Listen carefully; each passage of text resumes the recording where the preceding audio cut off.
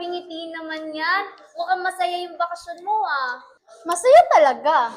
Bakit? Ano bang nangyayari sa bakasyon mo? Pumunta kami sa iba't ibang lugar ng pamilya ko. Wow! Magkwento ka naman. Ano-anong lugar ba yung pinuntahan nyo? Dami. Una, pumunta kami sa Puerto Princesa sa Palawan noong April 20. Sobrang init noon, kaya naisipan naming maligo sa magandang beach nila. Kinaumagahan, bumiyahe ulit kami. This time, papuntang Cagayan Valley. Ang init pa rin, nakita namin ang magagandang tanawin sa Isabela. Pero, medyo tuyo pa ang lupa. Nag-enjoy pa rin kami, syempre. Kinaumagahan, bumiyahe ulit kami papuntang Binorong Point sa Catanduanes. Maganda raw kasi ang view doon, kaso nga lang hindi umaayon sa amin ang panahon. Umulan kasi ng araw na yon. Nagtanong kami sa mga tao roon, sabi nila na maulan daw talaga sa panahon na yon. Pero hindi naman kami nag-aksaya ng oras. Nag-enjoy pa rin naman kami. Gusto ko rin pumunta sa mga pinuntahan mo. Na-imagine ko pa lang, parang ang saya-saya na. Ako rin. Pero guys, di ba kayo nagtataka? Nagtataka saan? Kung bakit iba-iba ang klima ng pinuntahan lugar ni Jen? Kung nasa Pilipinas ng lahat ng yun. Oo nga no, nabanggit din kanina ni Jeneline na madalas umulan sa Batanes, ngunit tag-init naman sa Palawan. Paano kaya nangyari yun? Alam nyo, tanungin nilang natin si teacher kung bakit nangyari yon.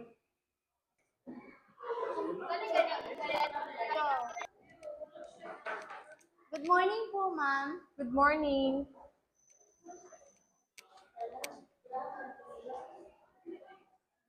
May tatanong po sana kami sa inyo, ma'am. Ano ba yun? Sige na, kayo na ang magsabi. Ano na lang po. Nagkwento kasi si Tatad ng mga lugar na pinuntahan niyang itong bakasyon. Nagtataka kami, bakit iba-iba ang klima ng pinuntahan niyang lugar? Bakit po kaya iba-iba ang klima ng Pilipinas? Ano-ano po ang iba't ibang klima na nasa Pilipinas? At bakit po kaya mahalagang malaman ang klima ng Pilipinas? Oh, dahan-dahan lang. Masasagot din natin lahat yan.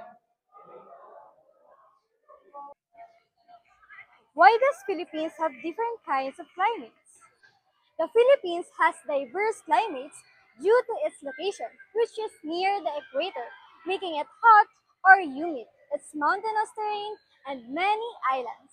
Higher elevations are cooler, coastal areas are milder, and mountains creates much more and much less rain.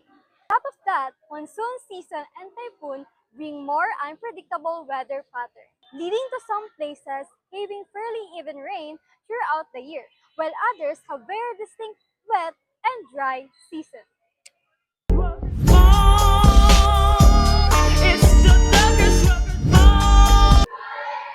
Did you know that the Philippines has 4 distinct climate types, from sunny summers to wet monsoons? The country's climate is shaped by its geography and ocean currents.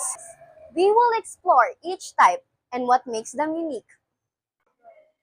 Type 1 climate has 2 pronounced seasons, a dry season from November to April and a wet season from May to October. This is common in the western part of the country, which face the southwest monsoon or habagat.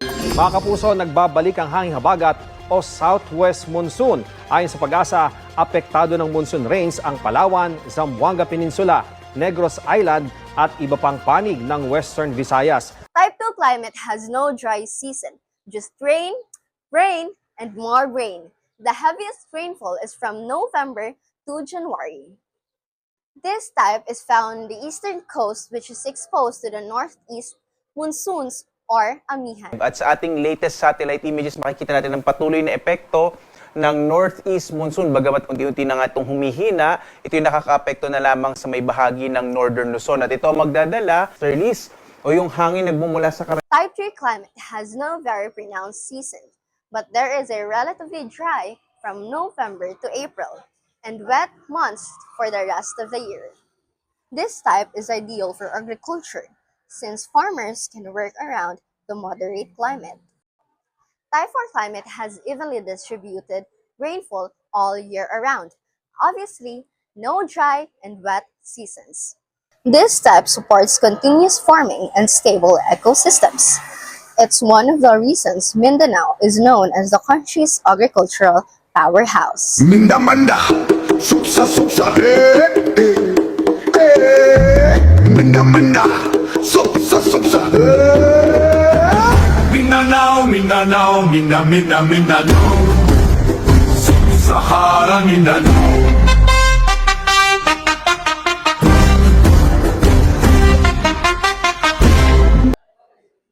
Understanding the diverse climates in the Philippines is crucial for several reasons.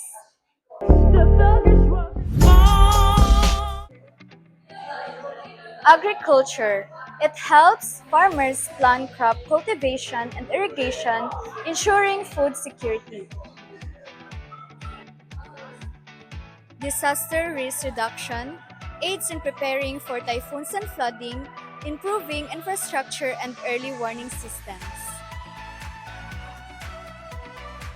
Infrastructure development guides the construction of resilient buildings and roads to minimize damage from extreme weather. Tourism informs the best travel times, boosting tourism industry. Public health. It helps address climate-related health risks and implement effective health strategies. Resource management, essential for managing water resources and making conservation decisions. Economic planning, support risk assessment across various sectors, enhancing economic stability. Knowing and understanding the four climates of the Philippines leads to a better decision-making, improved livelihood, and effective resource management. Ganun pala yun. Ang dami kong natutunan ng iba't ibang klima dito sa Pilipinas. Ako rin, natutunan ko ang rason kung bakit may iba't ibang klima sa Pilipinas. At huwag niyo rin kalimutan kung gaano kaimportante ang malaman natin ang iba't ibang klima ng Pilipinas. Maraming salamat po, teacher. Ang dami po naming natutunan mula sa iyo ngayon.